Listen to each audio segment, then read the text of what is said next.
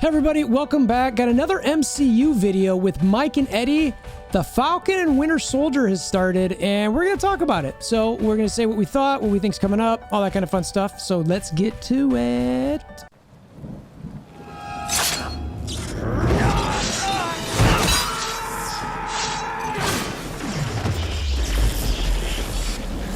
Bring me WolverThor! All right, so gentlemen, welcome back. Good to see you again, as always. What up? Yep. Hey. For anybody who doesn't know, that's Mike in the upper right of the screen and Eddie in the lower right. A couple of my good friends here. We like to talk about all things comic. I don't know, just awesomeness, because we're awesomeness. So, you know, we did WandaVision. That was a completely different type of show. We start off saying that. That's different. And, you know, a lot of different, what's the right way to say this? Like, should we call them stupid? No, they weren't stupid theories. My theories were awesome. Mike just knew they were wrong. So, Falcon and the Winter Soldier is clearly very different. And, you know, it starts off like a traditional Marvel movie. Kind of just with a little bit of something and a bunch of action, which is pretty cool. So, I will say that just to start this thing off, like, it seems like there's a few different major arcs going over this. I'll recap that at kind of the end in my mind, and see if you guys kind of saw the same arcs. I do want to say that while this is different than WandaVision, I still did love WandaVision, but I am happy to see kind of our I'll say more mainstream MCU type stuff. So it starts off with a big fight scene with Sam, and he's a pretty sick fighter.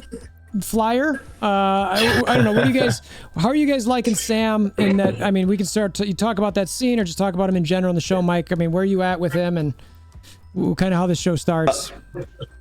I would say in terms of the show start, I would say so far CGI action, however you want to call it, they've put the investment into it. It's very good. His fight scenes were awesome. And that's all of them, including the very beginning and the one that's later in the show. But just it was a very cool scene. You could tell a lot of it was probably real action, and mixed with CGI. But it was awesome. So if they keep doing that, this show is going to be sweet in terms of not only CGI, but the action is going to be spectacular. Yeah, I agree. What about you, Eddie? I thought it was fantastic. I mean, it opens up with him ironing a shirt. You know, looking like he's going to some kind of funeral. And then it cuts right into this plane, and he's talking about, you know, they're giving him some kind of mission, which when they were giving him his mission, it sounded super vague. Like there wasn't a lot of like information on it. And then he falls out of the plane, similar to the way that Cap did in Winter Soldier. Just kind of like jumps out, just kind of falls, or like Iron Man and Iron Man 2, where he just kind of falls out of the plane, just you know, does his whole thing. And watching him fly it's so smooth. I mean, he really does look like a Falcon. Oh. And he sneaks on the plane, and it's very Marvel in the idea that he gets inside the plane, kind of sneaks in, and he has that moment with the pilot, and then all hell kind of breaks loose. Yeah. And there were a lot of like small details that were just like that kind of stood out to me during the fight scene. So like when Batroc kind of like fights him on the plane, he kind of like hits his chest, like, you know, the same way he did in Captain America: Winter Soldier, but like instead Falcon like kind of like he kind of puts his wings out, so it was kind of like an interesting kind of like peacocking moment between them both. I didn't think about that. That's hilarious. And so like when they're fighting, he's got like a bunch of moves where, you know, he uses his wings as a shield, and you know, he was fighting one guy, and he put the jetpack on and like smashed this guy's head against like a crate, and like it was like he's versatile with the wings while also looking smooth as hell. It's like watching Denzel fly, and which I think he actually mentioned in one of the outtakes in one of the movies. But nice. I thought the fight scene in the beginning was pretty darn awesome. Like, yeah, I like those throwbacks. Batroc coming back too is interesting. Just kind of fun to show you that he's back in there. He's doing whatever he's doing in this like you know, shady black market type, you know, stealing people or doing something. And I do agree that, you know, one of the things that I'm hoping out of all of these series is that we care more about the characters at the end of it than we did before it. And just seeing Sam fight this way, it definitely makes you feel like, all right, you're pretty badass. Like, I'm liking what I'm seeing here. So it's funny. I didn't think about that peacock moment. And I just watched Godzilla King of the Monsters. And I don't know, there's a lot of that stuff on there where like Monster Zero King, whatever his name is. I can't remember at the moment. Mothra? No, the three-headed dude. Why can I not remember his name? Anyways, it's Monster Zero. Gamora? I'm not sure. Yeah, that guy. Yeah, that guy. I literally just watched a video on it too. But anyway, but like when he flaps out his wings and he's like, I'm the king. But yeah, Falcon. I like that catch, Eddie. That's a good one. So I also want to real quick. I will talk about his in the comics. He has like he has a partner that's like a Falcon, but in this one it's a mechanical kind of like little bird. I can't think what it's called. Yeah, it's like a drone robot. Yeah. That thing was pretty cool too. I mean, like just the small things it did. You know, it opened up the doorway, and it handled business with rocks and handled like I think it took out a chopper. I was like, yeah, this thing is kind of cool too. He's used that before in a couple of the other movies, but it wasn't. It seemed like it was kind of like a little sidekick thing. Like it almost had like a, not like Jarvis, but it had like listened to him, like it knew exactly what to do. It has a very much like a R2D2 kind of vibe, because like I think it even like it even kind of like whistles when it takes off of his back, and I was like, what the heck? Like, cool. I like the R2D2 call. That's cool. And you know what? It does have some Stark tech in it, because remember when he's repairing it at the scene just after this with his little partner lieutenant guy, the military guy, and he's like, well, with all this, billion IPs bouncing it off at a second, and the Stark tech in that thing, we can't really figure it out, so it's it clearly is trying to show it's got some sort of high tech something to it, which it was interesting to watch Sam work on it, because that wasn't necessarily something I was aware he was within his capabilities. So I'll be curious to see if they expand on that. By the way, King Ghidorah for Godzilla, just nice. Tap on that for a second. I do want to add to the comment about Torres when they were talking about the Stark tag.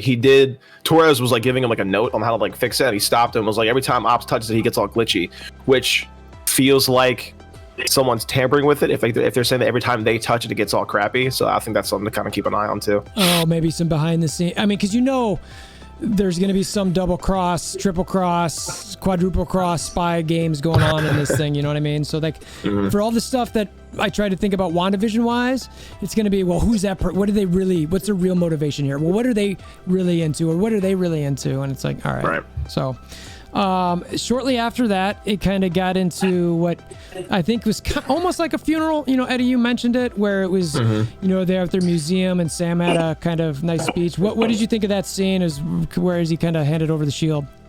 Right. I know we discussed in our chat about how, I think Mike might have said it, that it might have been a funeral that he was going to, because you see him wearing the suit and you see him turn his head towards the shield, and which ironically is also on his left in that shot. That is hilarious. It didn't feel like a funeral. It felt more like just like a what's the word I'm trying to think of here? A celebration of life, I guess, and career of Captain America. It didn't really feel like it was like an ending though to everything, which we don't really know what happened to Cap after he gave the shield to Sam. He kind of just disappeared. And even Torres asked, like, where is he? Is he on the moon? And you're like, no, he's not on the moon. And so, but I think that scene kind of, all right. So I think he was actually stated saying it. So Anthony Mackie was, he had said, talking about his character, Wilson is kind of questioning how a black man can represent a country that doesn't represent him, right? And I think him giving up the mantle of Captain America kind of had something to do with that, And when he did it, that the presidential guy, I'm not sure what the guy's character is, if he's like some kind of like if he works with the government or some sort. I have no idea what he is. But you see, the old guy with the beard, right? Right, yeah. And he's like, thanks, Sam, for giving the shield. It's the right thing to do. And he's like, yeah. And Brody talks to him about it, which I'm sure we'll get into later. But no, hit it as you go. Yeah. Oh yeah. Throw it on. Yeah, I heard that Rhodey was going to be in this. I think we all did. Wasn't sure what his role was going to be. He seems like he's going to be one of those, like, I'll be in episode 1, maybe 3, and then 6. I feel like he'll be kind of like 3 episodes. But they walk through the Cat Memorial and looking at all, a lot of old callbacks, like the news articles, the bike, his costume, the shield at the end, and then they had like they had Bucky in it at some point. They showed like the Vanish. They had a whole wall of that, and gave a real history and a real walk through time. with the man with the man out of time, ironically. And so when they get to the end, he's talking about how the conversation he had with Cap at the end of Endgame, and how it feels like the shield when he gave it to him, it feels like it's someone else's. And that's a heavy burden to take on, to be Captain America. I mean, like, he's a symbol of the nation, as they said in the museum, and that can be a lot, especially when you're not considered in some people's eyes as a patriot or as a citizen of the country, like from a racial perspective. Not to harp on it too much, but I mean, it is a thing. Yeah. And so I think it kind of hits him a lot, and I think Rhodey's kind of there to kind of be what Iron Man was to Spider-Man, and what Doctor Strange will be to Spider-Man as well, like mentors kind of deal. Yeah, I can see that. Even though they had their differences in Civil War. I'm interested to see how that relationship grows for sure. Yeah. Okay. What about you, Mike? What were you? Did you get any takeaways from kind of that scene, and any particular characters that you saw that, I don't know, you questioned or?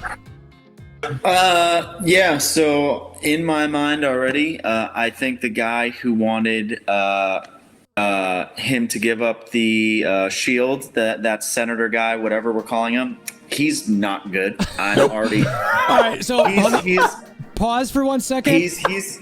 Write this in stone. It's true. It's 100%. Whatever Mike's about to say and continue to say, this is gospel. Sorry, Mike, continue. So part of the reason I and we'll go into it at the very end, but he already kind of double crosses Sam. So that's one. Yeah. And two, I think you could tell Rhodey that entire time when Sam's talking, he did not want him to give up that shield. He looked kind of not disgusted, but he was just had an upset face the entire time he's talking. It's almost like one of those things, he knows that Captain America had so much influence that what he says goes. And if he says you're taking the mantle, you take the mantle.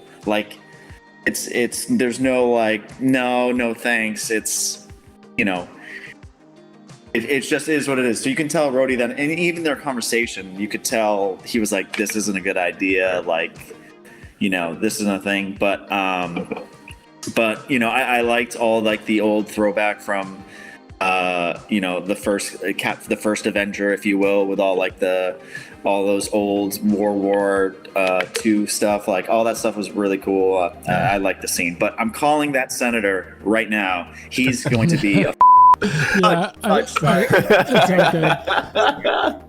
You're all good. I think you guys are probably right. I think he's a bad guy, and I think I could see him. I mean, look, we'll probably jump around the episode a little bit, but like you said, I mean, we'll get to the double cross later. Just we'll place it now. So, shortly after this, obviously you guys covered it. Rhodey talks and why he didn't do it. Just he makes the same comment that we're probably going to hear a lot. It just didn't feel like it was his. Even though Cap tells him, well, it is, or it feels like it's somebody else's, or he says it's not.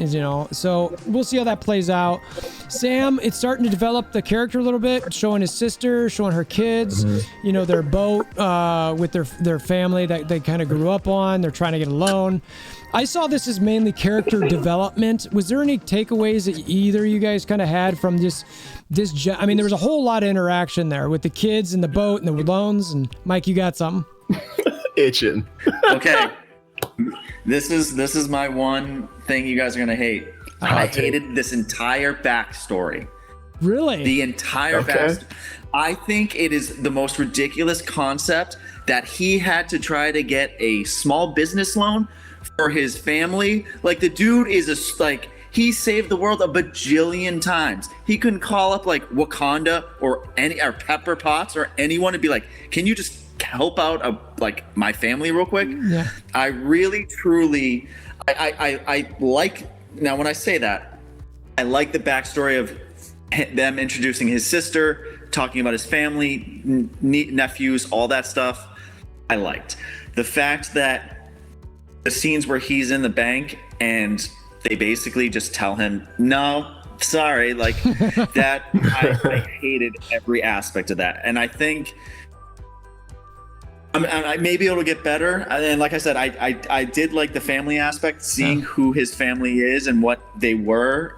In his history, like his they had the shrimp boat charter for like that's how he was raised. So I like that.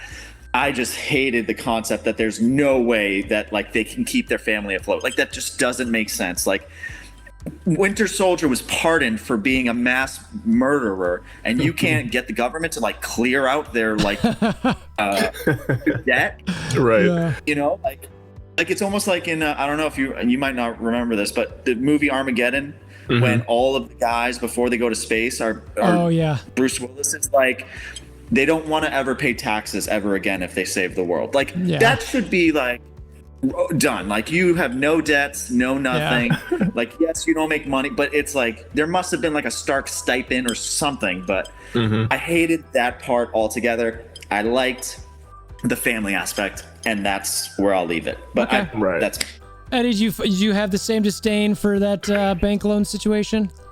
I did because. First of all, I can understand how maybe that wouldn't be a thing with the family because we didn't even know Hawkeye had a family until we saw him in Age of Ultron, which I can't imagine with them being under government wraps probably wasn't getting like a lot of money sent that way. Maybe they were. I have no idea. We have no idea. I mean, they were living on a farm secluded in, like, in the middle of nowhere. Yeah. And you think if the government hid them and they hid Anthony Mackie, Falcon's family, you think they do the same with them and provide them with some kind of government relief or in some way, because I know Sam mentions that he gets like he's on government contracts, so he has money, and you're just like, so how and not to mention like the bank owner, God, I wanted to smack this guy in the face. Like he was such a tool. Like he was just like, are you I mean you're how does it work? Like to start you like he was such just a jerk, and like it didn't make sense. You're like, how are you a superhero and you work for Stark and the government and like you don't have money to cover this? Like you should. There should be like you should have at least a couple $100,000 and maybe millions of dollars to handle this. It was confusing to me. Yeah. You beat up Thanos, you get like a 7-figure zero bank check. Yeah. Right. Deposited into your account. Yeah. Right. Thanks should be for just saving everybody. Here you go. You never have to worry about anything ever again, nor do your great grandchildren. Granted, I don't want to forget the fact that Sam was blipped. I mean, he was snapped. So technically, there's a little bit of like there's a big hole in 5 years. But I mean, still, even then, working through government contracts before you got snapped, there should be enough money there to cover any future expenses down the road. Call Wakanda, call Stark. Yeah. Like, and you got connections. Yeah, no, I think that's a fair point. I didn't pick up on it when watching it, but there's an interesting underline to this narrative that I think we might see on this show. But I'm not going to mention it now because I want to wait and see. But I didn't think about it until both you guys said it, and some of the comparisons you're making on who's getting it, who's not. You know, the fact the shield's getting handed over, who's taking it, and I'm kind of like, there might be an underlying message in this show. And again, I'm not going to say it now, but we'll talk about it in the future if it different pops up. So I think that, I just knowing kind of who works on the show a little bit, like I think that I'd be happy to see some of this because you guys know me. I really like when there's a deeper message in some of these things that'll really kind of be like, hey, you got to think about this stuff. So. Good catch for both of you guys. I need to clearly pay attention more on that part. But yeah, I was more like that bank guy sucks. Like, you know, and honestly, I was a little annoyed with Sam when he was just like when he like did this little flap. Honestly, it made Sam look unnecessarily weak in that aspect, and it was like you can't be a superhero and like get denied a bank loan. Yeah, right. You can't. Yep. No, I agree. So, you know, my takeaway from this whole thing was that they might be trying to humanize the characters, but I think they still could have humanized them through some struggles with the business, and you know, maybe Sam being like, "Look, I've got money, just take it. Just take it," and she'd be like, "No. Well, then fine, let me help you get a loan." And she's like, "Fine, you can help me do that, but I don't want any of your money." Then I would have been like, "Okay, that makes sense." All right. So now yeah, exactly. So the second part of this. Duo is Bucky, And Bucky's basically all kinds of jacked up. He's got baggage. He's going through therapy. Now, for the record, I do want to say that I am very pro therapy. So, and everybody's got baggage. Go get your therapy on. All right. So I'll say that right then and there. So, but he's clearly got some struggles he's going through, all kinds of nightmares. You know, he like Eddie, I'm going to let you take this one because we talked about it a little bit. And I know you're going to cover it, but his list, you know, the things that he's thinking on and the fact that he actually anyway, go, you know what I'm saying? Right. So it starts with him going to this place to murder this dude. Part of his missions when he was the Winter Soldier, and you're like, great. And he kills a kid. You have no idea who this kid is. Just some random bystander who happens to be a part of the problem. And so he wakes up. First of all, he wakes up on the floor, which is interesting, but also a nice callback to Captain America and the Winter Soldier when Sam's talking to Captain America about how, you know, I can't sleep in bed. I feel like I'm sleeping on a cloud. I'm gonna fall right through it, or a marshmallow. And it's the same thing with Bucky. I mean, he's the same. He's the same deal. You know, you sleep on the ground, use rocks for pillows. I mean, he had a pillow, but he was sleeping on hardwood surfaces. So that's a way that you kind of you're living in a situation that you've been used to for years as Bucky. And so you know, he's with a therapist talking about his problems. They have a very unique relationship. Like, he can make fun of her and it's okay. Like, yeah, that's he a pretty can talk funny back to her like a relationship. child, and she won't scold him even though she pulls a notebook on him, and he kind of makes a note on that thing. But what I saw similarities to him and Captain America, or I guess similarities in kind of like an opposite sense. In Winter Soldier with Captain America, he was marking down things to learn, whereas the Winter Soldier he's writing down names to apologize to. So like they have the same. They had the same concept as far as like a notebook and jotting, crossing things off and jotting things down, but they do it in a sense of forgiveness, whereas Cap is doing it in a sense of like, like a child learning. And I respect that. I mean, it takes a lot to apologize for, hey, I'm sorry I did this to you, but like to personally confront everybody and go, hey, I'm not this person anymore. And and it was funny how he has 3 rules, and the first 2 he didn't abide by, but the third one he was like, all right, yeah, I'm not this person anymore. Yeah. So good luck to you, and just kind of walked away. No. But yeah, Mike, what are your thoughts, bro? Yeah, no, I this scene and his backstory, or whatever we're calling this, or his current story, I think is very good. I also think it's good that the list is not only people, that we find out that it's to get forgiveness on, but it's also people he knows that are still either Hydra or bad people that kind of like are in power still. So he's kind of like righting all his wrongs in 2 different ways, where he's kind of like doing these things on his own. But I think the back and forth with his therapist, that was really funny stuff, really good. And if they keep kind of having those in the episode where like there's maybe like little snippets of them going back and forth, I think that's a really funny relationship, or whatever you want to call it, depending on how it goes. But yeah, I liked that aspect a lot for sure. Yeah. No, I did. That therapist is going to be. I hope. I mean, we know that she comes back because there's scenes with her and Bucky and Sam. So there's clearly stuff that happens in the future where she's still involved and kind of working through that. And I just. Well, she's a soldier, so she's ex-military. So I think she's either part of, whether it's SWORD or like the new military, like. Bucky's under like almost surveillance, I think. Yeah. And I think she's like his handler therapist, so she'll definitely be around. Yeah, I think you're right. And I loved how she called him out for, well, what do you want now? And he goes, peace. She goes, bullshit. And she's like, I've been in battle. I've seen death. And like that's and I'm like, all right, I dig. I like the vibe you're throwing down here. So, so good. Eddie, you were talking about that Yuri story. That's the one where he sees the guy's son, and I just, I want to hone in on again just the idea that when he's on the date with the girl, and she's talking about Yuri, and just the fact that he's going through so much because he lost his son, and he just doesn't know why. And then obviously Bucky's there, but. Because the thing is, it's somebody who loses a kid, and because it's the worst thing that could ever happen, and the fact that it doesn't even have a name, and they're talking about, widows, and I forget the second one they said, but the fact Widower. that and there's like, there's literally no word to define a parent who loses a child, because it's the worst thing that could ever happen. And you can see how much, like, look, as a parent, that really like strikes at my core, you know, and I think just as a human being who cares about other human beings, that could probably strike at your core. But yeah, they're really, I could see that I have a feeling that family and that arc there's going to be a lot to that. So I'll be interested to see. I don't think that's just them humanitizing Bucky, but we'll see. So, do you guys got anything else to share about Bucky and kind of his character right there? I love how honest he is, because he's like, he can be.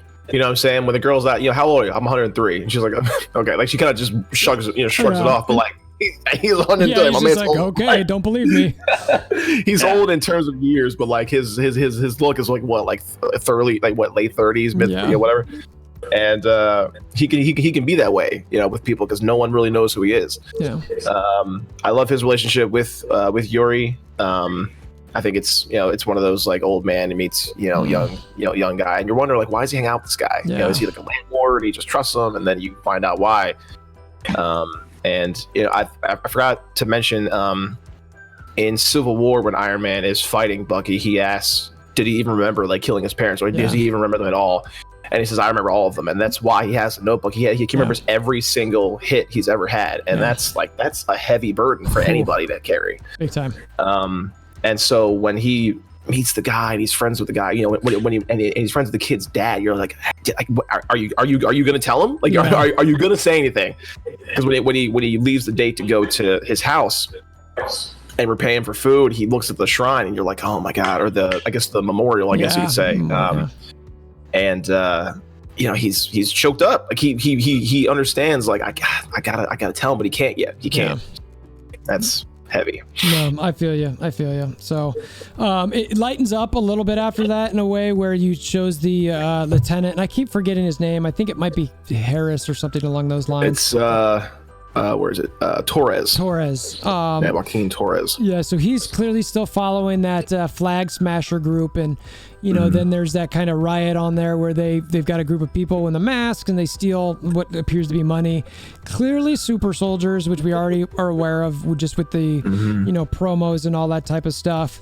We'll see what's at play there. I mean, I think it's going to personally dive into, that's how Zemo is going to start tied to things, but I don't want to start making some crazy theories up. But I don't know, Mike. Yeah, I know, right? Mike, did you? I mean, there wasn't much to the scene other than, you know, just some fighting and him smashing his face and getting an image of him. But did you have any takeaways? Yeah, I mean, in terms of super soldiers, it looks like there's, at least for right now, just one. Like there was one. It seemed that everyone else was kind of like followers of the Flag Smashers. You know, kind of everyone circled on this thing, grab masks. We're just told to run. You know, to cause kind of like riffraff, and then the one, like, badass one who jumped out the window and just, you know, ended up beating him up. So in a little mini sort of deep dive that I have, apparently that kid who knows Sam, in the comics, he is like a next in line for a Falcon. Oh, really? He is. Yeah, he is. Wow, So, okay. or at least the character's name that he's in there. Right. So I think that's why, at least in this part, he's kind of integral or you know, being part of the storyline. So we'll see where he kind of goes for the show, whether he's going to be like, you know, Sam's next, not sidekick, but like kind of like his Robin sort of thing to take on the mantle. We'll see what happens, but that's something to watch for. But that super soldier person, and I do like those masks with the design on. I think it is cool looking. Yeah. You know, I'm not against flag smashing, but it looks pretty badass. Yeah. Right. No, I agree. I thought that was pretty cool, and I'm glad you searched that Torres thing, because that is stuff like that makes shows like this a little bit more fun, in my opinion. Where it's like, oh, I wonder how that'll play out. Just knowing, and look, it might be nothing, but still, it's kind of fun to play around with. So, and then the episode. Yeah, he was just brought in so early that I think he's going to be part of the show. Yeah, he clearly has an important role. You know what I mean? It's like, and I didn't even originally pick up it was the same guy over and over. until I knew it was the same guy at the table that it was at the scene with the Flag Smashers, but I didn't realize until I watched the second time. It's like, oh, that's the same guy who's in the field with him, like who was in the Jeep. I'm like, all right. So this guy's consistently with Sam. Heavy fanboy too. It's kind of funny. Oh yeah, like when Sam rescued fanboy. the soldier and he like jumped up and I'm like, all right, let's tone it down a little bit there, buddy. Like, Reel it in, kid. I was like, all right. Like I'm all for excitement and it cool was like stuff. you are a soldier, like act like one. Yeah. Right. But I mean, if you think about it, like every soldier's kind of been that way with all the figures. I mean, even in Iron Man 1, they're like, hey man, can I get a selfie? Yeah, it's cool. If you can get it. Like they're all like that. So it's kind of fun to keep that train rolling. That's true. So the episode then kind of wraps up a little bit where Sam sees what's on the show, which you guys already called out. Well, I don't know if he's a senator or whoever he is, the old mean white guy with the big white beard. He gives the shield to, presumably John Walker, who's U.S. agent. You see in the credits, there's a U.S. agent, John Walker, thing that flashes across. You only see the guy's face. I'm not sure who the actor is or anything like that. But you can tell, like, Sam seems definitely disappointed. Like, that's not what I wanted. You know what I mean? Like, I gave you that shield for you to preserve because it's Cap's. So, right. I personally could see where John Walker might end up being, I don't know. I could see Sam like wanting it back and him going, no, it's mine. And potentially some conflict there. So I don't know. I mean, there wasn't much there. It was just kind of the blip as the show ended. But did you guys, what did you guys see there? What do you think's building up there? You got it, Mike. Yeah, I think it's definitely going to be a Sam kind of goes after, this guy, and whether this guy is going to be the quote unquote new Captain America, like if he has any, strength or abilities or anything like that, or he's just kind of like an actor. It should be interesting to see, but he's definitely, I mean, they show even in the trailers, Sam has the shield back, in other things where he's swinging it. So, because I think, that senator guy is bad, I kind of correlate to this new guy maybe being bad, maybe he's not a flag smasher, but maybe he's, kind of shady. And then in terms of the actor, little side note to the whole Marvel world, it's Kurt Russell's son. Oh, that's right. Played Wyatt Russell. Who, Kurt Russell was in Guardians Ego. as the dad. So that's who that actor is playing him. But yeah, I and it's also interesting to see, like in the trailer that's playing, you do see, what looks like him at like a football game. So again, he could be like a nobody. It could be an ancillary character, but it was definitely like I as soon as that happened, I was like, I knew I could trust that senator guy. And so yeah, again, that's my take on that aspect. Eddie, you got anything to add? I do. Like Mike, don't trust the new Cap or the senator guy. So those two guys. I was on Torres for a second, but I forgot what Mike had mentioned, that he in the comics he does take over the Falcon mantle when Falcon becomes like the new Captain America in the comics. But anyway, to the ending scene, I feel like this character, either the character of the new Captain America, was a U.S. agent. Is that what it is? Yeah.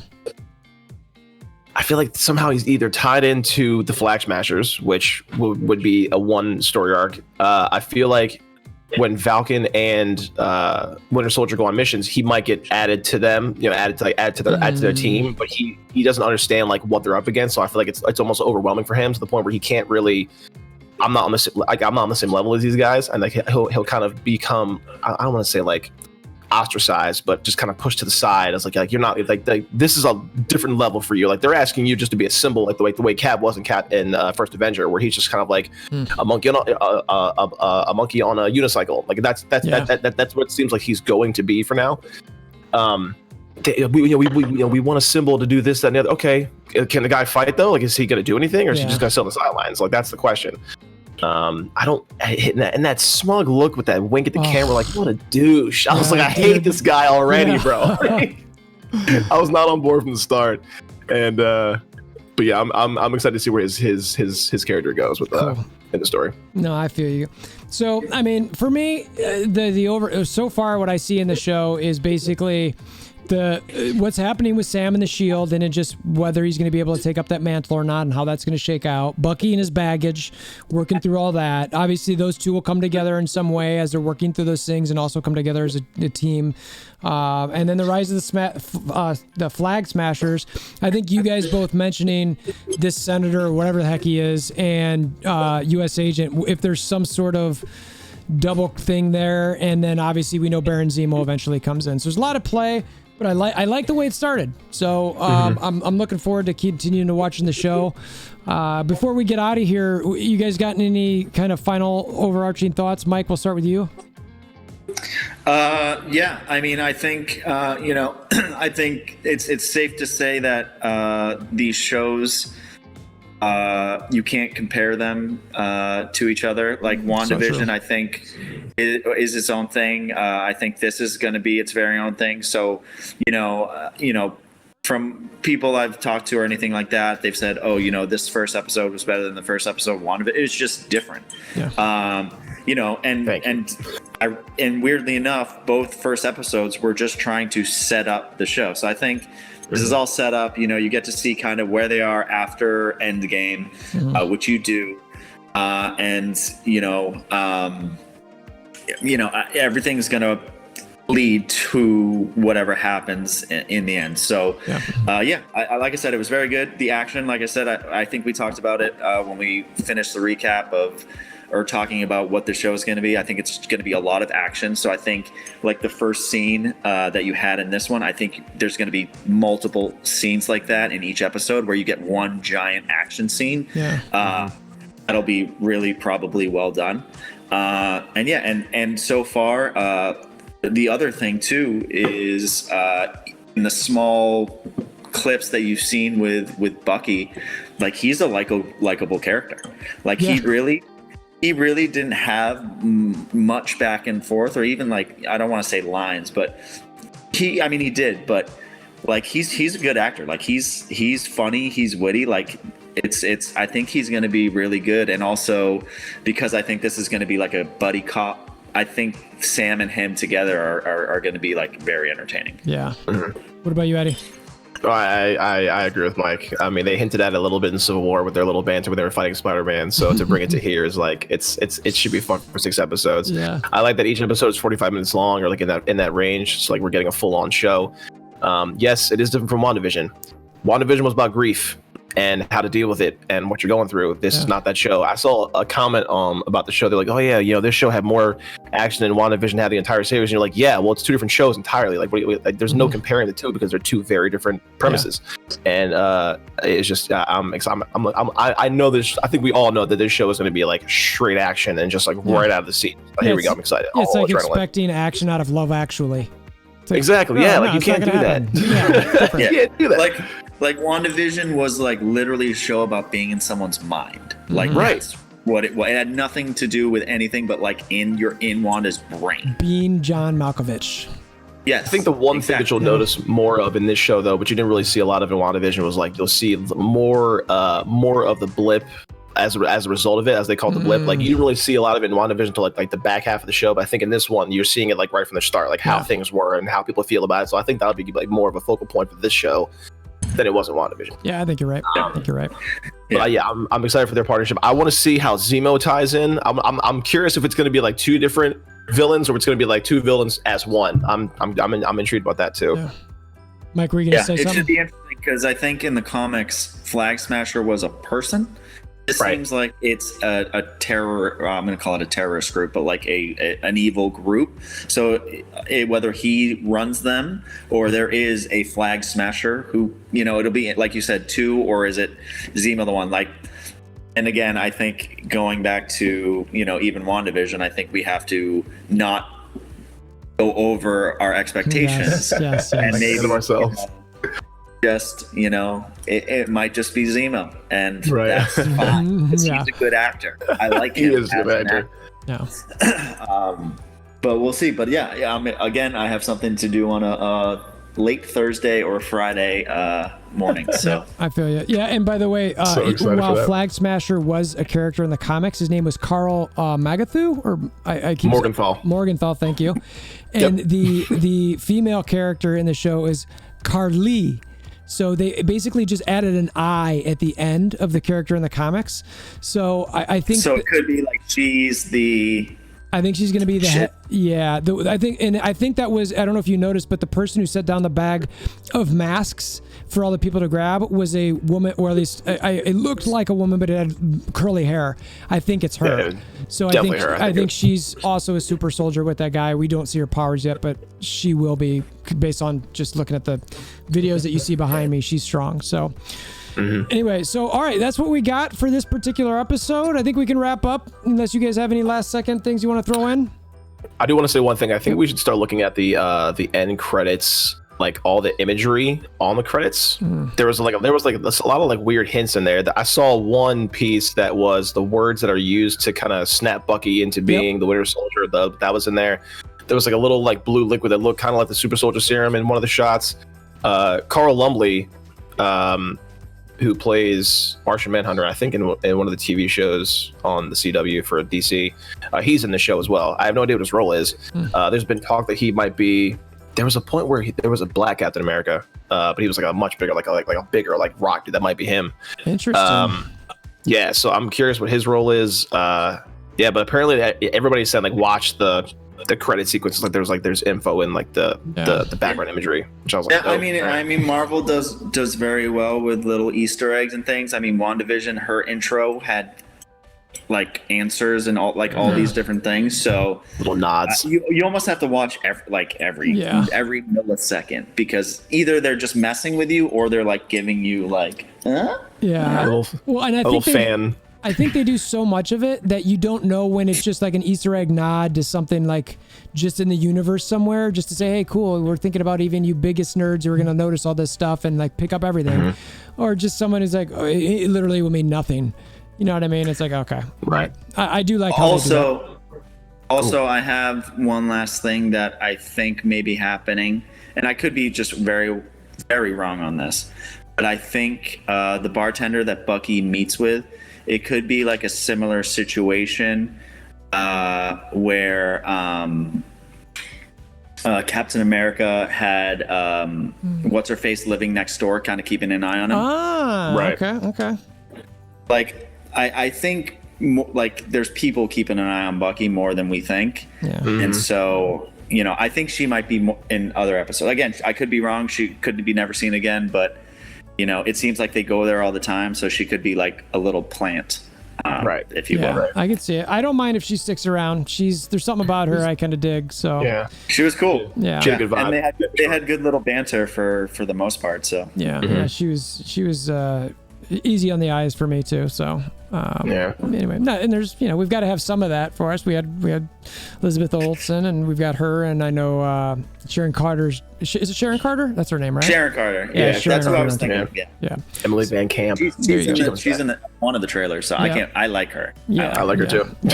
She's dope. Yeah. So, all right. So that's what we got for this week's episode. Hopefully you guys enjoy. We'll obviously be covering this stuff throughout this series, Loki, all that kind of stuff. And we were talking earlier, we might do a Justice League recap. So we'll see how this week goes, and we might shoot something and share with you guys, because we all got thoughts on that for sure.